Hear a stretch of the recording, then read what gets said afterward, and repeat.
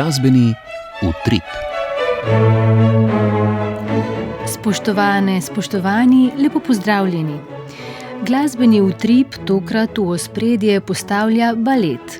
Poročali bomo o premieri Alica v čudežni deželi v režiji in koreografiji Howarda Quintera Lopeza, ki smo jo obiskali v Slovenskem narodnem gledališču Opera in balet Ljubljana. Sledilo bo še nekaj dogodkov, predvsem iz Cankarjevega doma. Dotaknili se bomo 5. koncerta Zlatega abonmaja s simfoničnim orkestrom iz Vancouvra ter 3. koncerta cikla Sodobne orkestrske skladbe, na katerem je zazvenelo delo Alexa Hrena. Nadaljevali bomo s koncertom Kromatike, 7. po vrsti, kjer se bomo posvetili domači virtuozini, violončelistki Sari Čano. Družinski abonma Slovenske filharmonije pa je te dni predstavil še zadnji koncert sezone. Ob koncu oddaje še kanček opere, bili smo na predstavi Lohengrina Richarda Wagnerja v Benetkah.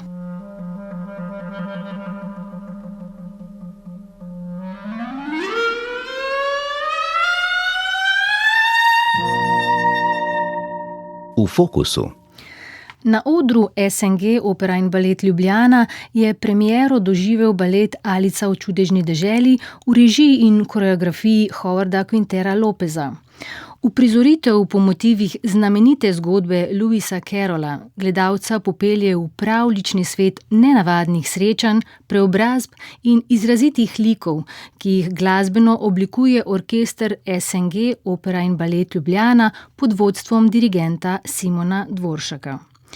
Vizualno razgibana predstava združuje klasično baletno tehniko in izrazito karakterne vloge, ob tem pa skozi niz prizorov sledi Alicinemu potovanju skozi svet, kjer se logika nenehno izmika in domišljija prevzame vodilno vlogo.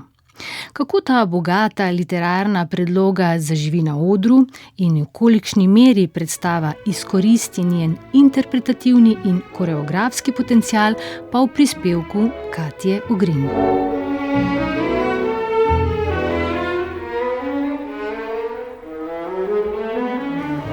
Baletni ansambel SNG Opera in balet Ljubljana je tokrat posegel po naslovu, ki na tem odru doslej še ni zaživel. Alica v čudežni deželi. Kot je ob nastajanju predstave poudaril umetniški vodja baleta Lukas Cušlak, so iskali delo, ki bi ansamblu omogočilo tako tehnični kot igralski razpon. Balet, ki ne temelji le na klasični tehniki, temveč tudi na izraziti karakterizaciji likov. Zgodba Lewisa Carrolla se na odru razpira kot niz prizorov, v katerih se logika nenehno izmika, identitete pa ostajajo spremenljive. Alica sledi belemu zajcu v svet, kjer se pravila nenehno spreminjajo, prizori pa se nizajo kot zaporedje nenavadnih srečanj z raznolikimi liki. Prav to strukturo koreograf Howard Quintero Lopez ohranja tudi v svoji odrski postavitvi, kar pa predstavlja enega ključnih izzivov predstave. Koreograf je balet prvič ustvaril leta 2021 za portugalski nacionalni balet. Za ljubljansko postavitev pa ga je skupaj z ustvarjalno ekipo nekoliko prilagodil. V že izdelano podobo predstave sta s svojim delom posegli oblikovalka projekcije Stela Ivšek in kostumografinja Ina Ferlan, ki sta, kot poudarja koreograf, pomembno sooblikovali njeno končno vizualno podobo. Po 7 letih, odkar je z ljubljanskim baletom sodeloval pri predstavi Žizel, pa koreograf izpostavlja tudi opazen napredek ansambla, višjo tehnično raven plesalcev in njihovo energijo, ki jo pripisuje obdobju umetniškega vodenja Renata Zanele. Quintero Lopez pa kot največji izziv pri predstavi izpostavi. Zame kot koreografu je bila pri tej produkciji najtežja prav dramaturgija, kako to knjigo, Alico v čudežni deželi, postaviti na oder in jo narediti razumljivo občinstvu. To mi je vzelo veliko časa. Vsak plesalec lahko izvede korake, vendar pa narediti balet dober in razumljiv, to je najtežji del. Pojasni koreograf. Prav vprašanje jasnosti in berljivosti se tako izkaže kot eno osrednjih mest uprizoritve. Predstava sledi osnovni pripovedni liniji, a jo razvija skozi niz epizod, ki se le redko zares povežejo v dramaturško zaokroženo celoto. Balet plesalcem poleg tehnične zahtevnosti prinaša tudi izrazit igralski izziv, saj prav skozi karakterje in njihove odnose zaživi celoten pravljični svet.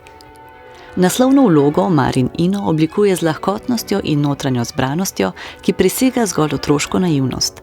O svojem pristopu k vlogi pojasni.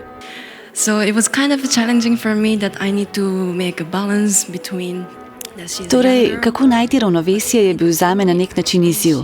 Alica je sicer mlado dekle, vendar v zgodbi ni tako otročja. Ko vstopi v čudežno deželo, reagira z radovednostjo, a v odnosu do drugih likov se kaže kot bolj pogumna in močnejša. Zato sem se trudila, da je ne bi naredila preveč otročje, da bi gledalci dobili občutek, da gre za bolj zrelo dekle. Ta interpretacija daje liku toplino in neposrednost, ter gledalca vodi skozi vizualno razgibano predstavo. Prav skozi njeno potovanje se postopoma razpirajo tudi drugi, bolj kontrastni obrazi tega nenavadnega sveta. Na drugi strani Alico pričaka srčeva kraljica, nepredvidljiva, ostra in muhasta vladarica, ki v pravljično pokrajino vnaša napetost in temnejše odtenke. Kako se je spopadla svojo vlogo, pa nam zaupa priznana baletna solistka Nina Noč. Moja vloga, srčeva kraljica, je ena izmed tistih res poznanih, zelo poznanih in ikoničnih pravljičnih vlog. In zame je bil od začetka največji izziv v procesu priprav na to premiero najti to ravnovesje, kako izvesti korake, ki so mi bili podani s strani koreografa, hkrati pa tudi prikazati karakter kraljice, ki je znana po tem, da je hladna, da je zelo egoistična. In kar zelo cenim je to, da nam je bila v bistvu prepuščena popolna svoboda glede tega. Nismo bili postavljeni v neke okvirje, tako morate to prikazati, ampak vsak plesalec je na podlagi sebe in kako čuti to vlogo, nekako najdel, kako to prikazati publiki. Ta svoboda omogoča izrazite individualne interpretacije. Tako Nina Noč srčevo kraljico oblikuje prepričljivo in brez pretirane grotesknosti. Tomaž Horvat kot vojvodinja in Erika Pincano kot kuharica pa na oder prineseta največ karakterne živosti. Vendar pa prav ta odprtost povzroči tudi neenakomernost celote. Nekateri liki ostajajo brez jasnega razvojnega loka, med njimi Beli zajec v interpretaciji Lukasa Baremana ter nori klobučar, plesalec Filip Jurič, ki kljub potencialu ne razvije svoje odrske moči. Med plesnimi prizori izstopata predvsem Pas de deux, Alice in srčevega fanta, plesalec Filipo Jorio, ter Pas de trois z nepravim želvakom in grifonom, gostujoča plesalca Valentin Ču in Pavlo Kalo, ki prineseta več liričnosti, medtem ko se koreografsko najbolj zanimiva izkaže miniatura nepravega želvaka. Tehnično in sinhrono sta na premieri posebej izstopala tudi slikarja v izvedbi gostujočih plesalcev Pedra Marquesa in Mikela Arana Arzaka. Pomembno vlogo v Alicinem potovanju po čudežni deželi ima tudi glasba. Balet temelji na partituri Karla Davisa, ki je izbral dela Petra Iliča Čajkovskega in jih povezal v enotno glasbeno pripoved. Dirigent Simon Dvoršak poudarja, da gre za manj znanega Čajkovskega, ki ga gledalci v klasičnih baletih običajno ne slišijo. Kot pojasni, namreč aranžer in skladatelj Karl Davis, ki je tudi pisal za film, nažalost ni več med nami, je aranžiral večino stavkov, večino prizorov glasbe Čajkovskega. Miniature, ki se vmes pojavljajo, so iz njegovega albuma za otroke, Children's Album, to je 24 miniatur za klavir solo, tako da je veliko teh boste slišali v predstavi.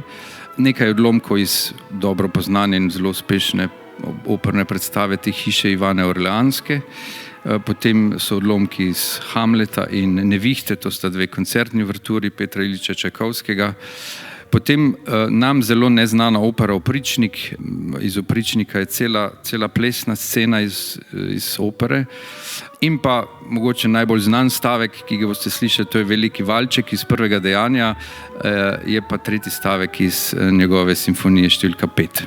Tako da bomo se sprehodili v bistvu čez opus Čajkovskega na mal drugačen način. Z orkestrom moram reči, da odlično sodelujemo in se trudimo to čarobnost, ki se dogaja na odru in odlične plesalce in odlično koreografijo podpreti na trenutke veliko virtuoznostjo in na trenutke seveda z melanholijo, z atmosfero, ki jo želi tako na eni strani Čajkovski oziroma Carl Davis in na drugi strani seveda koreograf pričarati. Glasba, kot pojasni Dvoršak, tako ne spremlja le dogajanja, temveč so ustvarja atmosfero, od igrivih, lahkotnih prizorov do temnejših in bolj napetih trenutkov, ki zaznamujejo Alicino potovanje. Alica v čudežni deželi tako ostaja predstava, ki se opira na močno literarno izhodišče in vizualno razgibanost. A prav v njenem jedru se pokaže razkorak med bogastvom predloge in koreografskim razvojem. In vendar, v trenutkih, ko se ples, glasba in odrska domišljija zares ujemajo, se razkrije njen potencial kot pravljični svet, ki bi lahko segal še precej dlje.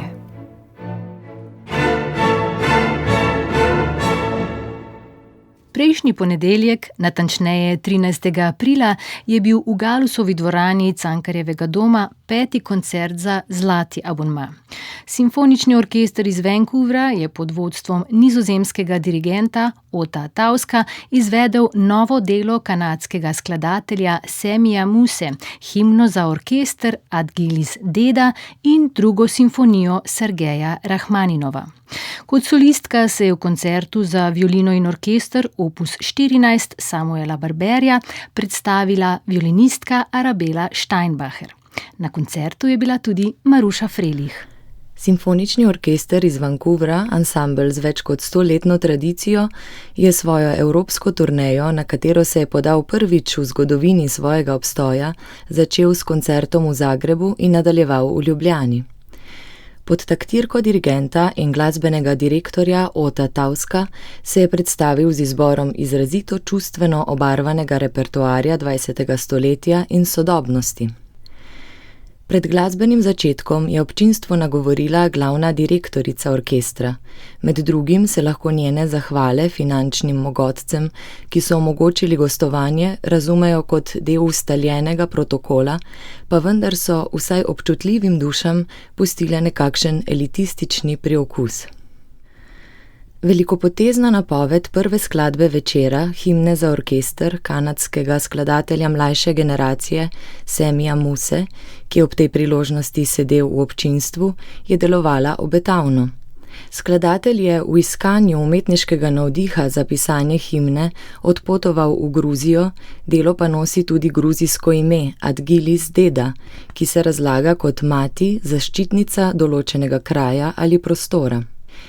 Z izjemo izvedbe, v kateri se je uvodoma razkrila homogena zvočna identiteta orkestra, pa je bila zvočna snov skladbe, kljub poduhovljenemu naslovu, znan odsev sodobnega sveta. Produkt sicer obrtniško dobro podkovanih intuitivnih iskalcev lastnih všečnosti. Visokoleteča napoved se je torej izkazala nič več kot razpoloženska, v tonalnost zazrta, filmsko obarvana skladba. V nadaljevanju smo poslušali Barberjev koncert za violino in orkester iz leta 1939, v katerem sicer ni zaslediti novosti tokov tistega časa, pa vendar gre za eno ključnih del ameriškega violinskega repertoarja 20. stoletja, v poustvarjalnem smislu pa nedvomno za vrhunec večera. V tem liričnem, skoraj romantičnem koncertu se je kot solistka predstavila priznana nemška violinistka Arabela Steinbacher. Navdušila je s prefinjeno tonsko izraznostjo in posebnim čutom za podajanje dolgih spevnih fraz, ki prežemajo prva stavka koncerta. Orkester pa je bil ob tem pozoren sopotnik v udejanjanju skupne ideje glasbene pripovedi. Igra violinistke je v teh trenutkih dosegla redko slišano intenzivnost in zaobjela vse poslušalske čute. V tretjem stavku, neustavljivem perpetumu mobile in izbranem dodatku, prvem stavku iz Izajeve sonate v A-molu, pa je violinistka razkrila svojo izjemno tehnično virtuoznost.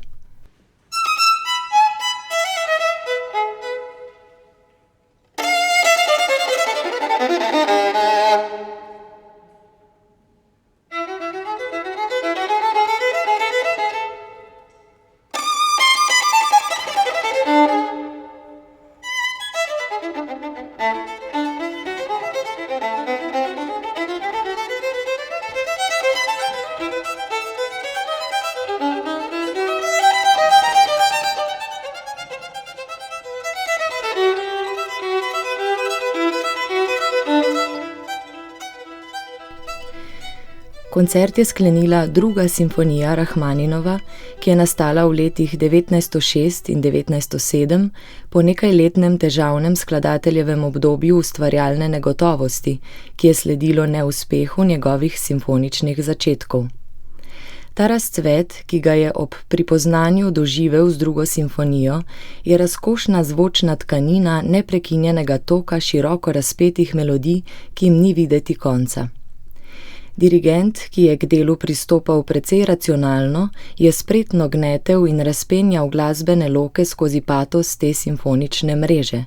Orkester se je ob tem vnovič izkazal kot zvočno homogeno in barvito izvajalsko telo, znotraj kakšne sekcije sicer mestoma utrujeno ali nekoliko medlo, pa vendar celostno gledano dovolj suvereno. Zdi se, da je bil manko poustvarjalnega erosa posledica varno ubranih poti igre, ki pa je bila očitno dovolj prepričljiva za stoječe ovacije.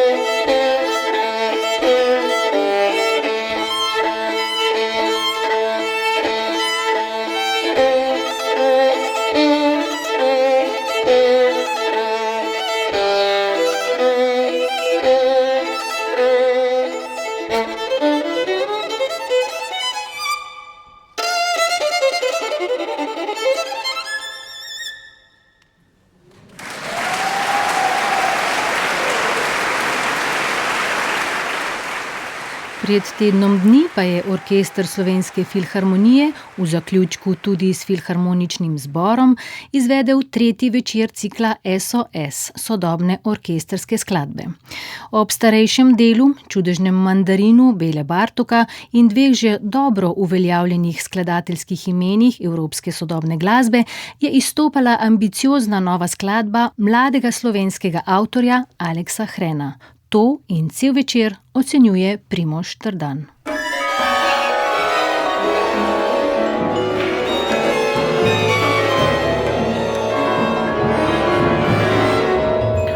Ob vrsti ponovnih izvedb večjih del slovenskih skladateljev smo v ciklu SOS, sodobne orkestrske skladbe, dočakali še edino noviteto orkestrovega abonmajskega niza.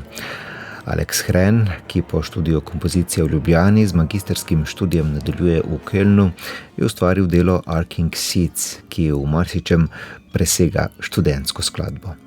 Najprej že samo dolžino, kmalu pa lahko ob poslušanju spoznamo, da tudi z nadrobno izdelavo materiala, saj skoraj 18-minutno delo razgrne gosto izpisane plasti gradiva, ki se sledijo s silovitim tempom. Hren bloke sekcij in orkestrskih tutijev dinamično izmenjuje s takti pomiritev in že jasno čisti svoj pogled na instrumentalno formo v primerjavi z nekaterimi nekoliko starejšimi, vztrajno gostimi skladbami. Nova Arcing Seats ponudi glasbeni tok izmenjav, kontrastov, razlik. Hkrati pa Hrenovo veliko kompozicijsko znanje še ne dobi širšega smisla, ki bi v veliki formi zarisalo jasnejši potek, celo dramaturgijo. V tem smislu lahko mislimo tudi koncept edinstvenega razvoja Regratove lučke, katerega stopnje naj bi ponazarjali deli Hrenove nove skladbe. Na eni strani glasba ne daje jasnega vtisa organske oziroma celo organicistične povezanosti materiala posameznih delov, po drugi strani pa vztrajanje pri natrpanosti tekstur tudi ne zadosti neki bolj prosti, čutni ideji fascinacije nad krhko naravno obliko. pod črto vendarle poudarimo, da smo poslušali skladatelja, ki je očitno v zelo hitrem ustvarjalnem vzponu, zato bo presežnemu znanju prav lahko sledila tudi refleksija o tem, kako odlično dodelana glasba lahko doseže tudi globok poslušalski učinek.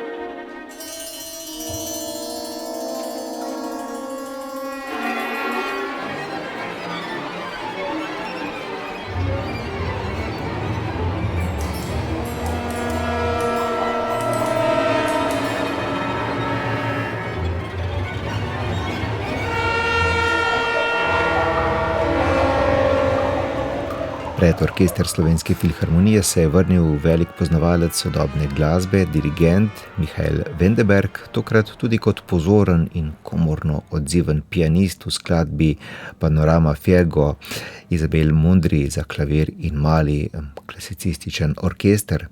Tu je Wendeberg morda celo najbolje deloval na orkester, ki je s skrajno občutljivimi soli pihal in soigro še enkrat potrdil, da se zna temeljito prilagoditi na sodoben repertoar. To je naraščalo še v akvarelih Martona Ileša, ki so kljub gostejši tonski preji pod Wendebergovo taktirko prejemali fine barvne nianse.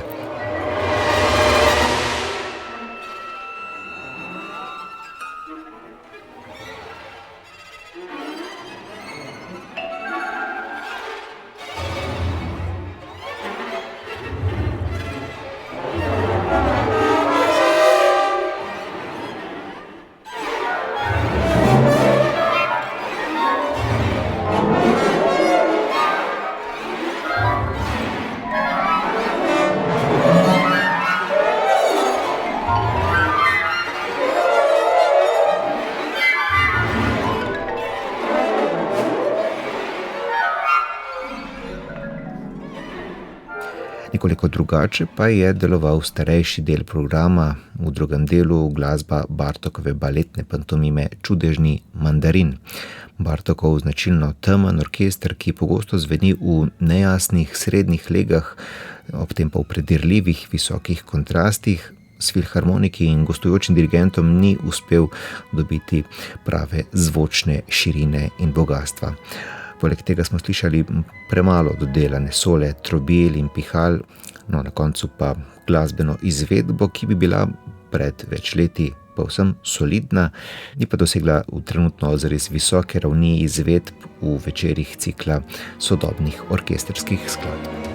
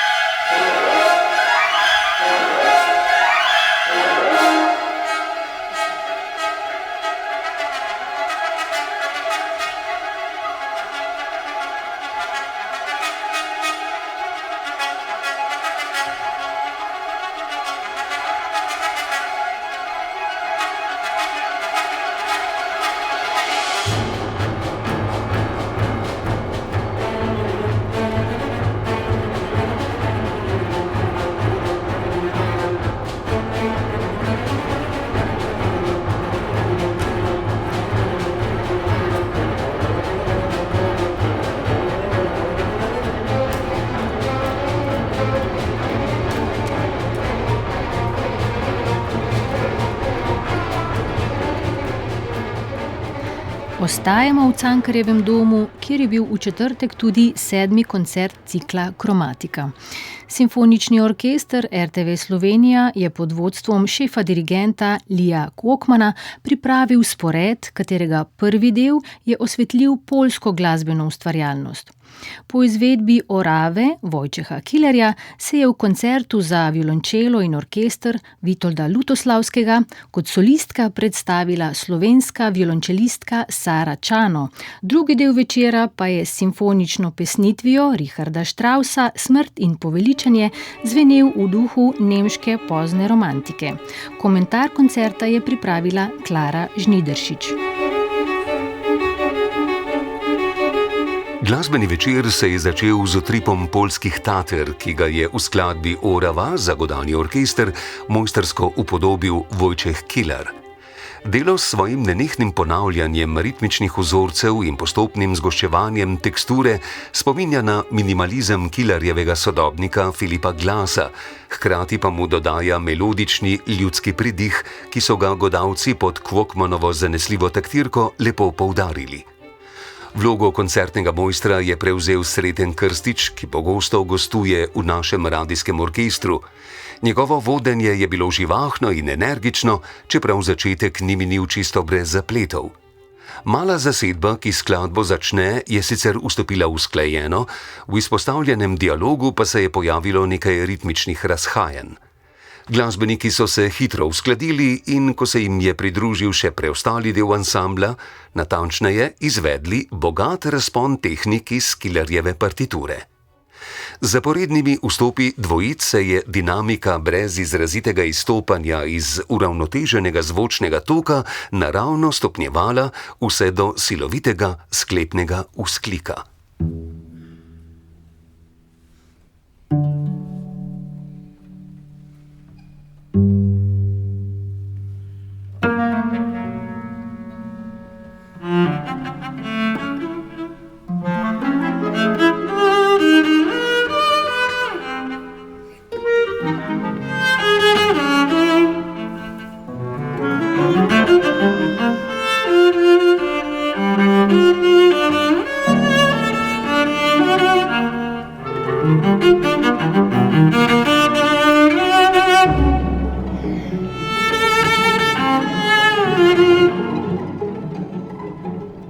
Še korak dlje v raziskovanju zvočnih možnosti je naredila mlada violončelistka Sara Čano v koncertu Lutoslavskega. Delo se upira tradicionalni strukturi in se namesto s klasičnim koncertantnim dialogom začne s samotnim, dolgim solističnim monologom, ki mu šele pozneje kljubujejo krajši orkestrski vstopi. Lutoslavski je v delo vpletel nadzorovano aleatoriko, to pomeni, da je interpretacija odsekov v določenih okvirih prepuščena trenutnemu navdihu glasbenikov. Dirigent Lio Kvokman pa je v teh strukturah suvereno koordiniral izmenjavo zvočnih impulzov. Sara Čano je navdušila s tehnično podkovanostjo, saj je njeno igranje obsegalo vse od prosojnih flažoletov in zastrtih tonov v tehniki flautando do ostrih Bartokovih picikatov, glisandov, dvojemk ter precizne uporabe četrttonov.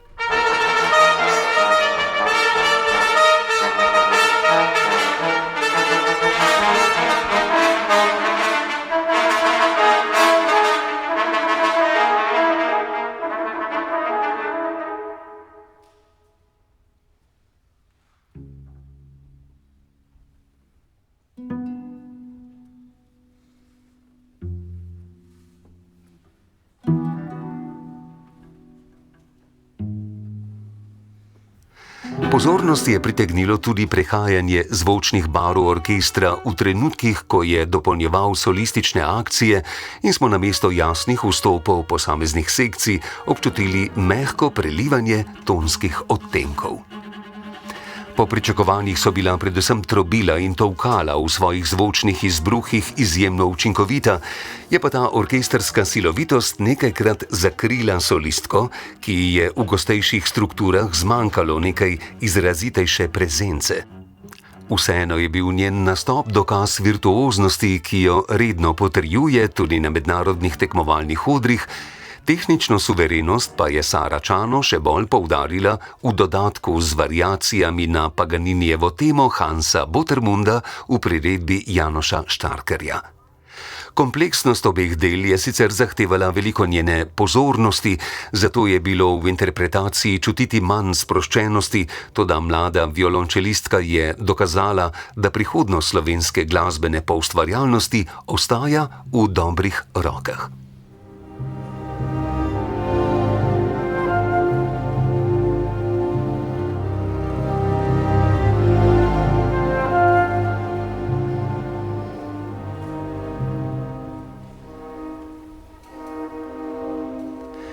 V drugem delu večera smo slišali Straussovo simfonično pesnitev Smrt in poveličanje.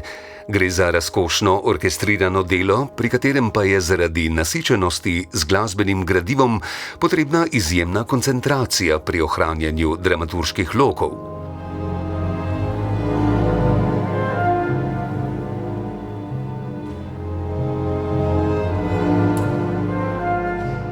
Uvodni vstop je bil skrivnostno tih in Kvokman je potrpežljivo gradil začetno napetost, ta pa se je pozneje začela nekoliko krhati.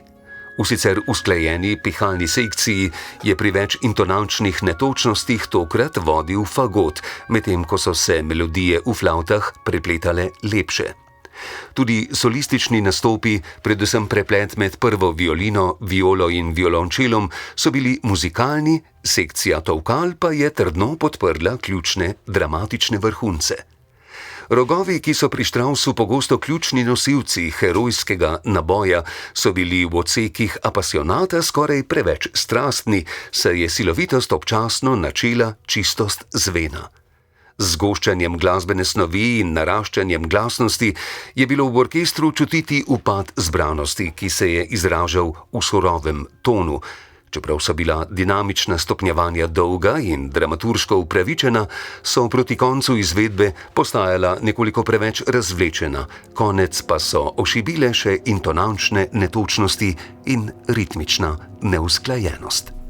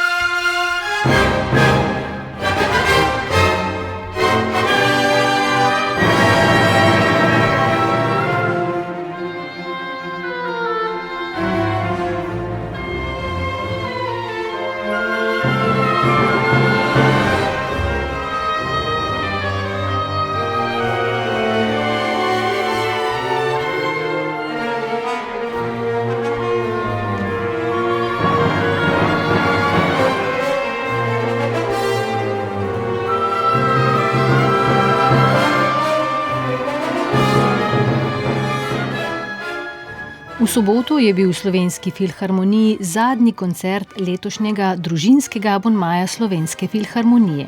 Ta je spet obsegal 5 koncertov, ki so jih glasbeniki izvajali po 2-krat. Tistega ob 12. pa smo na našem programu neposredno prenašali. Ob koncu letošnjega cikla je Vesna Vovk pred mikrofon povabila umetniškega vodjo abonmaja Francija Krevha. Rdeča nit družinskega abonmaja Slovenske filharmonije, ki se je končal ta vikend, so bila potovanja. Z glasbo smo potovali v države, iz katerih prihajajo člani zbora in orkestra Slovenske filharmonije, ob tem pa smo tudi izvedeli kaj zanimivega o vsaki od teh držav. Tudi letošnji abonma je bil razprodan. Kaj to pomeni za ustvarjalce programa? Dodatna odgovornost, pritisk? Ja, družinski abonma Slovenske filharmonije se je res dobro prejel v nekem prostoru, ugotavljamo, da prihajajo res družine, ki si želijo kaj več vedeti o klasični glasbi, in pa to niso samo družine iz Ljubljane, ampak tudi iz širše okolice, celo iz drugih regij, kar smo zelo veseli. Seveda to pa pomeni tudi, da je tudi malo več nekega pritiska, ampak saj jaz in moja ekipa ga ne čutimo kot pritisk, kajti to je nek proces, pri katerem se nekako približujemo mladim, in dejansko je to samo iskanje novih idej in dejansko pričakovanje nekaj zanimivega. No, se je pa dobro prijel tudi med glasbeniki, ne? Zbor in orkester, oba na teh koncertih delujeta res zelo sproščeno. Tako je. Glasbeniki so zelo, bom rekel, naklonjeni tovrstnim koncertom in prav letošnji, bom rekel, abonma je bil namenjen njim, in moram priznati, da so vsi z velikim veseljem sodelovali, dajali pobude, ideje in drugače seveda pomagali, da lahko sploh izpeljemo tako super koncert. Ob koncu letošnjega se pogovarjava o prihodnjem. Kaj nas čaka? Drugo leto bomo odkrivali skrivnosti. Skozi spet 6 koncertov, pri katerem bo prvi že v živalskem vrtu, bomo spoznavali različne skrivnosti, torej na prvem pravem koncertu v Slovenski filharmoniji Skrivnostni svet junakov, potem okoli Božiča bomo se z otroci učili o skrivnostih Božiča in tudi kaj skupaj zapeli. Ja. Po novem letu pa bomo že odkrivali, kaj so gore, kaj nam pomenijo, kakšna je glasba, potem se bomo potopili v morje in na koncu se bomo začarali v svet čarovnikov in čarovnic. Upis? Torej, upis za stare oziroma obstoječe abonente je že v teku, v maju se odpre za ostale. Tisti, ki pa čakate in si želite dobiti sedež in vas že nestrpno pričakujemo, pa boste to lahko uspeli po 15. maju na blagajni oziroma preko spleta Slovenske filharmonije. Prvi koncert prihodnjega družinskega abonmaja Slovenske filharmonije bo zdaj že tradicionalno potekal zadnji vikend v avgustu v živalskem vrtu, na njem pa bomo slišali novo delo slovenskega skladatelja.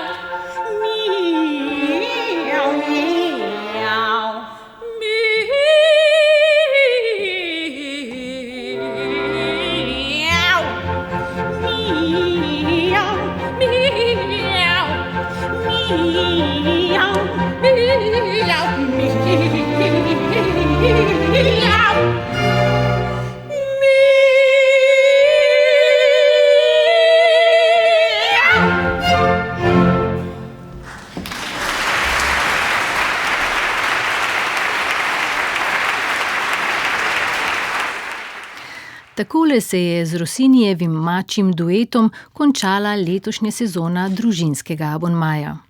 In še skok v Benetke. Tam so po 36 letih 12. aprila uprizorili Wagnerjevega Lohengrina, 4. operno premiero v gledališču La Fenice, ki je nastal v koprodukciji s Palačo umetnosti kraljice Sofije v Valenciji in Rimsko opero, v kateri so z Lohengrinom novembra lani odprli sezono. Kot ugotavlja Dejan Juravič, predstava zavrača vsakršne sledi srednjeveškega srednjeveške ikonografije in je postavljena v abstrakten in simboličen prostor. Damiano Micheletto je režiser, ki se rad poigrava z vsebino, provocira občinstvo in išče nenavadne rešitve pri pripovedovanju zgodbe. Njegovo ime ni novo, delal je že v številnih gledališčih na stari celini, v Ameriki in celo v Avstraliji. Njegove predstave so vedno zanimive, drugačne in razmišljajoče. Damiano Micheletto ti je všeč ali ne, vmesne poti ni. Tokrat je iskal globlji, filozofski pomen med glasbo in besedilom, njegov Lohengrin je uganka.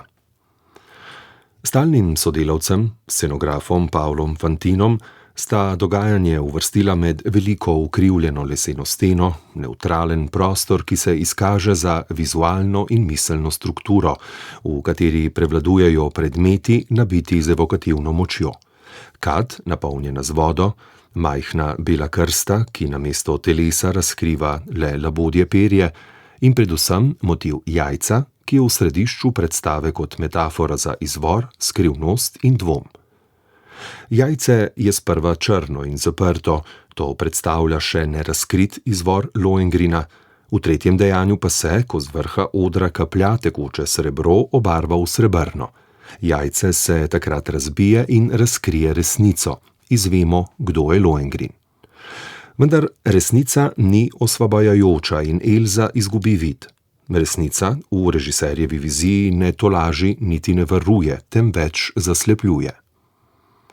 V predstavi se, če odmislimo kostume zboristov in v črno odeto Ortrud, pojavljata barva lesa, ki definira v belo oblečeno Elzo in njen prostor, ter srebrna, ki z lesketajočo se fluidnostjo spominja na drugo dimenzijo, povezano z Lohengrinom.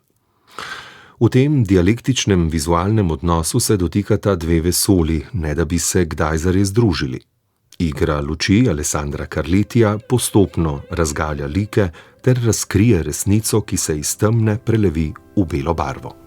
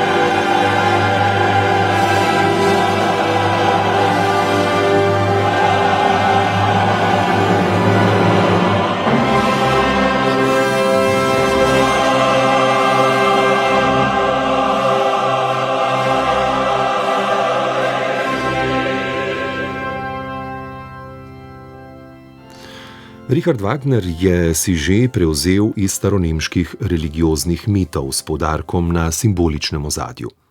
Poleg simbolizma in religiozne mistike, skladatelj v Lohengrinu še vedno uporablja izrazito romantično fabulo, v kateri se prepletajo živo opisani liki nekaterih človeških vrlin. Tu sta predstavnika zla, mračna Ortrud, intrigantka s čarovniškimi močmi, in njen soprog Telramund, ki sta zaživela v dobrih interpretacijah glasovno močne Chiare Mogini in odrsko izraznega Claudia Otelja. Prepričljiva, a nekoliko glasovno utrujena Dorotea Herbert je upodobila Elzo, osebo s čistim srcem in nedolžno dušo, žensko iz mesa in krvi, ki ne prenese skušnjave nevednosti in tako zavedno izgubi Lohengrina, ko mu zastavi usodno vprašanje, kdo si in od kod prihajaš. Na koncu je tu še Lohengrin, vitez, ki ga je poslala nadzemeljska moč, prispodoba ljubezni in pravice. Naslovnega junaka je upodobil Brian Chait, pri katerem je na račun močnega petja trpela neuravnotežena vokalna izvedba s preveč prodornosti in premalo nijans. Za popolno podporo pevski zasedbi so poskrbeli zbor in orkester Teatra La Fenice ter moški del Madžarskega narodnega zbora, vsi pod spretnim vodstvom dirigenta Markusa Štenca.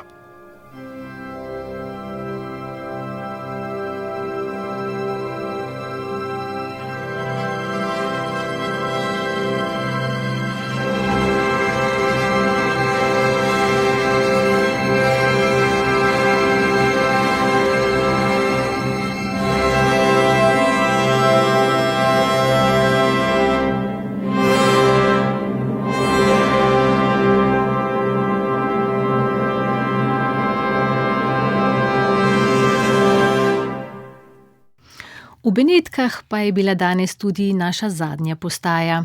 Po poteh prispevkov glasbenega utripa so nas tokrat vodili, kot ponavadi, uredniki in sodelavci uredništva za resno glasbo, in sicer Katja Ogrin, Maruša Frelih, Primož Trdan, Klara Žnideršič, Vesna Vovk in Dejan Jurovič. Bral je Igor Velše. Oddajo sva pripravila in oblikovala urednica Alma Čelik in tonski mojster Liam Samsa. Pa nasvidenje do prihodnjič.